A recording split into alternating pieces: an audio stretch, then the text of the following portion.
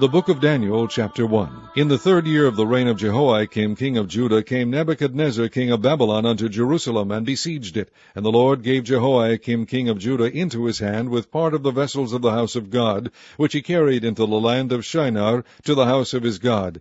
And he brought the vessels into the treasure house of his God. And the king spake unto Ashpenaz, the master of his eunuchs, that he should bring certain of the children of Israel, and of the king's seed, and of the princes, children in whom was no blemish, but well-favored, and skillful in all wisdom, and cunning and knowledge, and understanding science, and such as had ability in them to stand in the king's palace, and whom they might teach the learning and the tongue of the Chaldeans.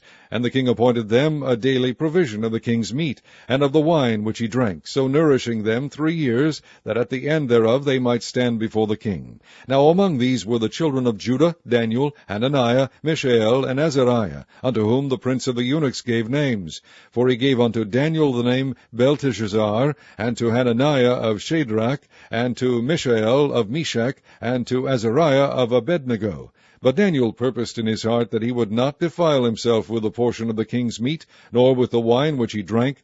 Therefore he requested of the prince of the eunuchs that he might not defile himself. Now God had brought Daniel into favor and tender love with the prince of the eunuchs.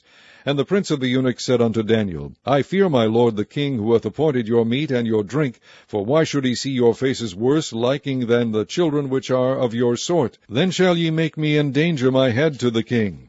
Then said Daniel to Melzar, whom the prince of the eunuchs had set over Daniel, Hananiah, Mishael, and Azariah, Prove thy servants, I beseech thee, 10 days, and let them give us pulse to eat, and water to drink. Then let our countenances be looked upon before thee, and the countenance of the children that eat of the portion of the king's meat.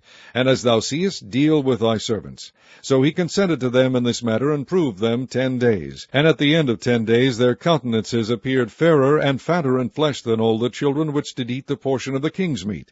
Thus Melzar took away the portion of their meat, and the wine that they should drink, and gave them pulse. As for these 4 children, God gave them knowledge and skill in all learning and wisdom, and Daniel had understanding in all visions and dreams. Now at the end of the days that the king had said he should bring them in, then the prince of the eunuchs brought them in before Nebuchadnezzar. And the king communed with them, and among them all was found none like Daniel, Hananiah, Mishael, and Azariah. Therefore stood they before the king.